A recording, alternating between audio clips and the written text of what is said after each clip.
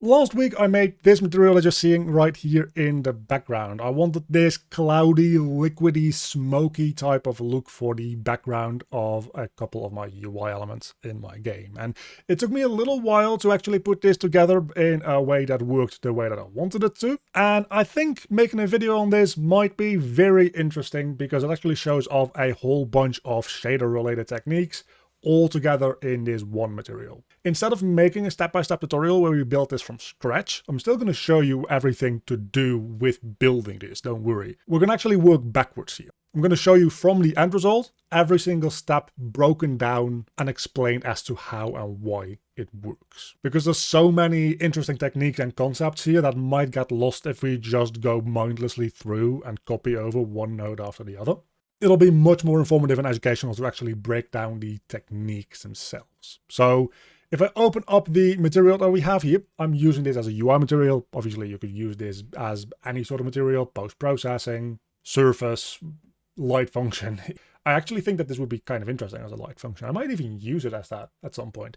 The basic idea for the output here is that I have a lerp3 color node that just lerps between 3 colors based on a grayscale input. We have this grayscale input here. That is this evolving, moving, wiggling noise. It's actually the main thing that we're going to be talking about, of course, is how I made that noise. And that then just lerps between 3 different parameters. What is interesting to note is that I made these collection parameters so that they are globally easily editable anywhere in my code. If I open up this material parameter collection, you will see that if I change this purple in here, because it is sampling that directly, you'll see that it just changes the color in the material as well. Anyway, so we have the actual noise, which we're going to be talking about in a moment, how I created that. I'll save this bit here for last because this is just tweaking a little bit. Effectively what this is biasing highlights and shadows and setting the contrast for the midtones. The input here is my fake fractal noise, as I call it, because it's not technically a fractal noise, but it is a fairly decent approximation of a fractal noise. So we can see before all of the biasing happens, it is a much more normal noise profile, which again approximates the way a fractal noise or a Brownian noise would look like. It's not a proper one, as in the technique to actually build up the layered noise is effectively the same. But usually when you have one of these animating fractal noises, what actually happens is it is a 3-dimensional noise, and the animation comes from panning up in the z-axis through that 3-dimensional noise. Now, that is a stupidly expensive process to do for a real-time application, and Unreal doesn't really have any very good built-in tools for that. So you would need to write your entire own like noise generation algorithm for that in 3 dimensions, and it gets fairly complicated to do that fairly quickly. Right? So what we do instead is I effectively make a 2-dimensional fractal noise by stacking a couple of noises together, which we'll take a look at in a moment. And then I fake the evolution by just warping the UVs of those separate layers. Now, this fake fractal noise is actually built up of a custom node. I just did this because it is more compact than the blueprint version that I'm going to show you in a moment. And it is more variable, because what you can do in these custom nodes, because you're just writing code, this is essentially just normal HLSL as you would write it in any other context. So you can do things like for loops in this, which obviously you can't really do that in the material graph. It would be a feature that I thoroughly would enjoy if they actually included, but you can't do that, so that's where these custom nodes come in. But everything that you see here is entirely doable through just the material graph, and I'm going to show you an implementation that I made first in the material graph. But if you're interested in the node itself, I'll actually make sure everything can fit on screen at once, so they can look at it and maybe just like take it and run with it. The addition of the for loop does make things a lot more easy and compact. Now that we have done that, let's actually take a look at the shader graph version, because what this actually does is we take a noise, in this case it's a stackable noise, which is a material function that I made myself. This just samples a noise texture and it layers it on certain different scales and amplitudes. The way that these noise profiles work for like fractal noises is essentially what we do is we take a bunch of noises and we each stack them together at a finer detail and a lower magnitude. If we visualize this as a sine wave instead, which is a little bit easier to understand in other ways, what this essentially is if we have a normal sine wave and we call that amplitude 1 and period 1, it's just a normal up and down wave. If we then take a sine wave which has double the frequency and half the amplitude, and we give it a little bit of an offset randomly into either the left or the right direction, and then we add those two together, we start getting more definition, more slightly randomness into that curve.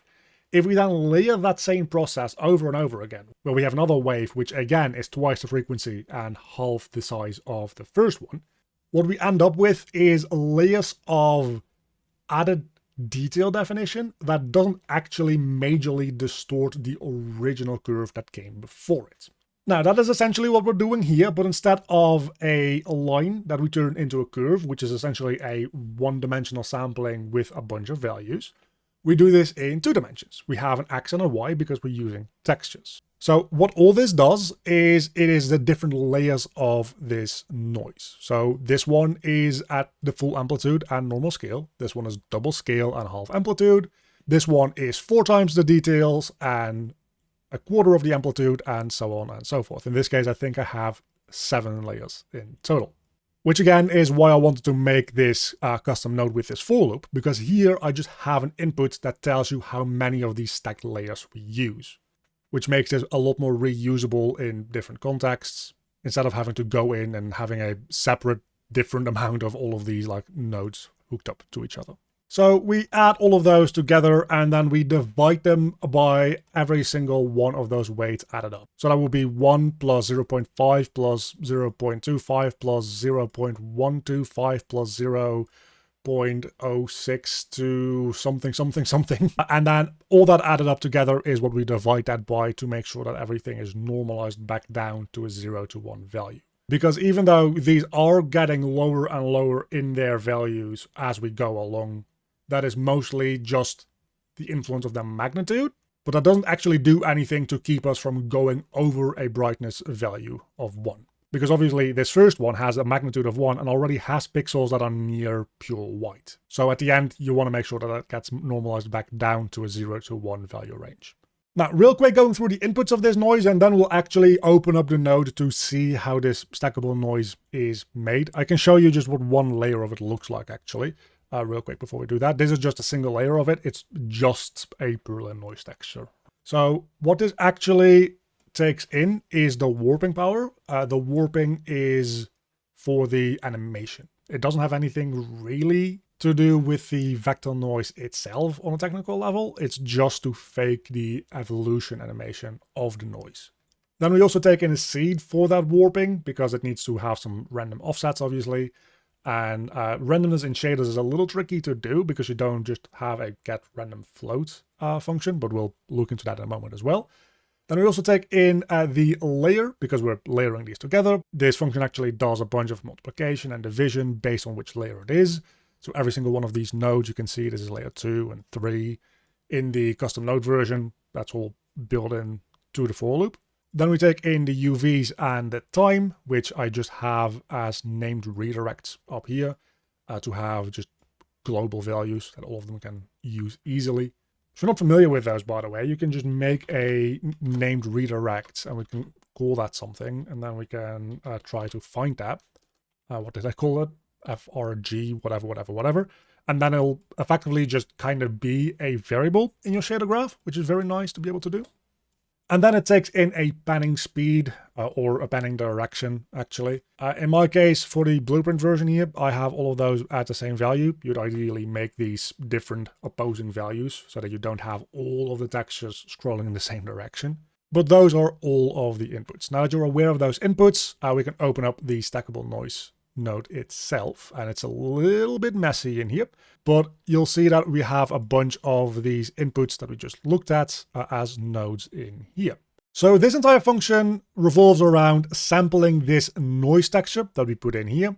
You can make this a different texture if you want to. I'm just using this default purulent noise and scaling it in its UVs, dividing its brightness, and warping some of its UVs to create that evolving look. So what do we do to get all that working? Well, we take in our layer and then we take a power of 2 of that layer. This makes sure that every single layer doubles in size and halves in brightness. Obviously, you can, if you really want to, mess around with these values a little bit. Generally speaking, as far as I understand, you pretty much want to stick with these powers of 2. But for creative artistic inputs, it might be interesting to experiment around with those a little bit. This value, effectively, we can call our scale. So we can actually just make a named redirect and name that scale. And then everywhere we use this, we could instead put in scale. Just makes this a little bit easier to maybe flow along with and understand. So then we take our input UVs and we multiply that by the scale to make a finer detailed tiled version of our noise. Then we add to it the output of our warp generator. We'll look into the warp generator in a moment, but effectively what that outputs, we can see here, if we preview this node, is just a red and green image that represents the offsets that we're going to give it in the right to left and the up to down directions. And that gets multiplied by our warp power, because obviously this would offset us from a 0 to 1 scale, which is way too much. So we're multiplying that by a value, presumably under 1. In my case, I'm doing like 0.1, 0.2, just so that we have the effects be a lot more subtle. So that gets added to our input UVs that are already multiplied. And then we put that into a simple banner node that just moves our already distorted UVs into a given direction, again, multiplied by our scale. So that means that the smaller our texture detail is, the faster it moves. And that then finally gets used to sample the UVs of this texture, which again, if we look at what that output looks like, it is this kind of marbly distorted look to the noise. We then divide that by our scale to make sure it has the corresponding amount of impact on the final magnitude. So in this case, our scale is just 1, I believe. So we divide it by just 1. But if I set the input value here to preview at like 5, for instance, you can see that the detail is much finer, but it's a very dim kind of gray, very dark gray color now. So that's fairly straightforward in how it works, hopefully. Then the warp generator itself also is relatively straightforward. We can take a quick look at what it takes in. It takes in the input UVs, a random seed, and then we can put in a banner and a texture override as well. I don't do that here. And it just uses a default noise texture. So for this one, I actually use a different texture, a slightly lower detail purulent noise, but whatever texture you want to use here, again, works just as well. And the way that we do this is we actually sample this texture 2 different times with some different randomized offsets. And then we use one of those as the X channel for our offset for the noise texture. And then the other one is the Y channel. Again, if we go back into what we saw here, we see this red and green. One of these is the red channel, which is corresponding to the X channel, and the other one is the green channel, which corresponds to the Y channel. These are just the values that we use to offset this texture. So those are both coming from the same noise texture, just differently sampled with different offsets. We subtract 0.5 from both of them because otherwise it would be a 0 to 1 value, and actually what we want to have is a negative 0.5 to a positive 0.5 value, because a 0 to 1 value would always only offset pixels to the right and to the down directions. If we center it around a value of 0 and then have 0.5 in either direction, now suddenly we're offsetting pixels into also left, right, up and down directions. So the way that these randomized UVs work is relatively simple. We give in a panner first, again, in case you want to pan this distortion map as well. I think that becomes a little much personally, but it's a thing that you could do. I multiply that by 0.2 just to make sure that it is a fairly large scale sampling of the noise texture so that you don't have too much fine detail in your distortion, because that can become a little weird in its look as well. And then we simply add a random vector 2 to it. And this random vector 2 is just a value with an x and a y that are both random between 0 and 1. For that, I also made a material function here. This is the very simplest random number generator that you could probably ever make, but it kind of works. So what we do is we take in a seed, it's just a scalar value, and then we just multiply that by a random number. It doesn't really matter, this number doesn't have any significance. What I like to do is make sure that I multiply it by a prime number, and for extra safety, again, this is a little overkill, but for extra safety what I do is I do a prime number and then in the decimal another prime number. The reason for that is if you're multiplying a bunch of things with prime numbers, the chances of them overlapping at different values are so tiny. We put that into a sine node, multiply that again with a different prime number, and then we take the fraction of that. So the reason that we can make this very easy, very rudimentary random number generator is because we really only care about the number after the decimal. The number before the decimal is going to be huge. It's going to be like a couple thousand, tens of thousands, maybe even. But we entirely disregard the integer part of this number. We only care about the fraction. Because what we want is a value between 0 and 1 anyway, because we're using this to offset UVs with. And down here we just kind of do the same thing, but we just offset it by, again, just a number. I, again, did 2 primes. It's very overkill because you really don't need to do that. You just need to make sure that the x and the y-axis just have different input seeds. And we blend those together, and that outputs a random vector too. So those random vectors between 0 and 1 are getting added to our UVs to just randomly offset to make sure that they are sampled differently. And that is how we generate our warp map. And all that, we just do a X number of times. In this case, we do it 7 times. And we add them all together, divide them by the sum of all their weights. And if you add those all up together, in this case, we get to 1.922. And that's just to make sure that we maintain normalization between 0 and 1 values. But now we have this as a output, which is just our fractal noise. If that's all you need, fantastic, we're done. But I wanted to have a little bit more control over the highlights, the shadows, and the midtones. So what I do here is I effectively split up those 3 sections of the image and then influence them separately and then add them back together. So if we look at what that does, is first and foremost, the most important thing is I actually kind of make this entire thing just go a fairly dull gray. What this does is it effectively takes away contrast from the image, meaning that it pulls everything toward the midtones. So first we subtract 0.5 to make it again scale from negative 0.5 to positive 0.5. And then we make that an absolute value again. What that actually does is it maps everything back to a 0 to 0.5 in the positive direction. It gets rid of all the negative values, which actually looks really kind of weird if we look at it like this, because it pretty much, if we look at it in a graph way, usually it is like this, right? Where this is 0 and this is 1. What the subtract node does here is it actually changes these values to 0.5 negative and positive 0.5. What this absolute node does is a little bit weird, because if this is our 0 point, it actually maps all of these values in this direction as well.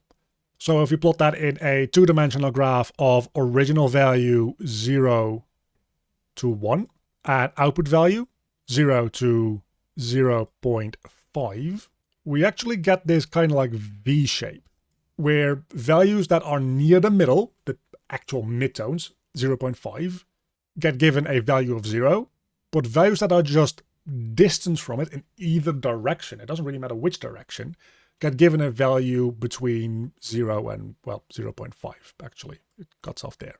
And in that way, we can actually fairly easily just squeeze that V-shape and take away contrast from our midtones. Or alternatively, we could increase the steepness of that V-shape and increase the contrast of our midtones.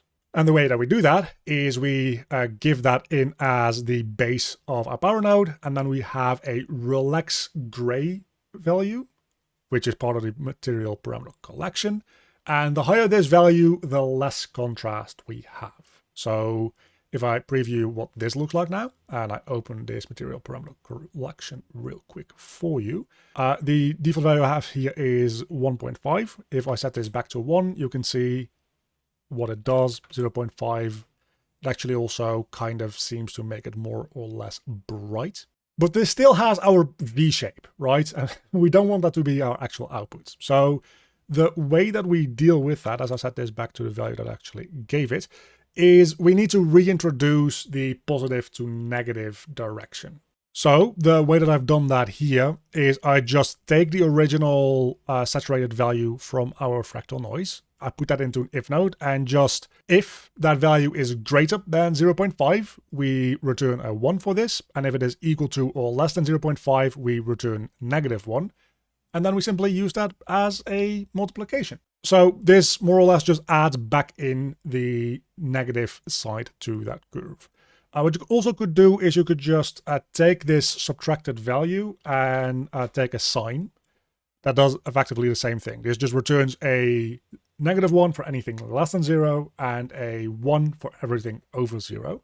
And that will do the same thing. So if I just preview this multiply node, and I put this sign in, you'll see that it doesn't actually change anything visually because it effectively does this in a single node. So that's actually a little bit better to do anyway. But then we still have a negative to positive range. So what we do is we add back in the 0.5 that we took away here. And now we are back to a 0 to 1 value, but massively more washed out. Again, if we preview what this looks like at a power of 1, this is the normal value. If we do power of 0.5, the contrast actually increases because we are stretching instead of squashing that V shape. If I set this to a power of 2, it becomes even more dull gray. And then we have the downtint and uptint biases. These are just increasing the highlights of our stuff and the very dark sections of our stuff. So what we do here is if we take this saturated noise, which is a 0 to 1 value, subtract 1 from it.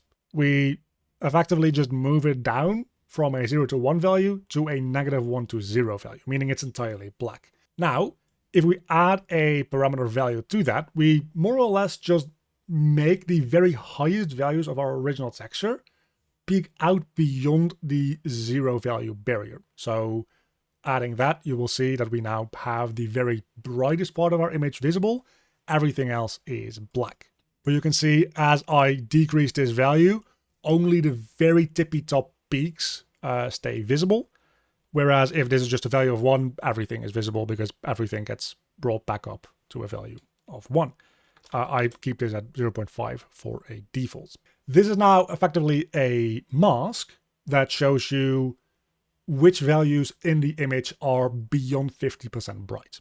I just multiply that by a value of 3 to make it a little bit more punchy, give it a little bit more contrast without also pulling up extra values that are below 0. Saturate that for good measure so that nothing is beyond a value of 1.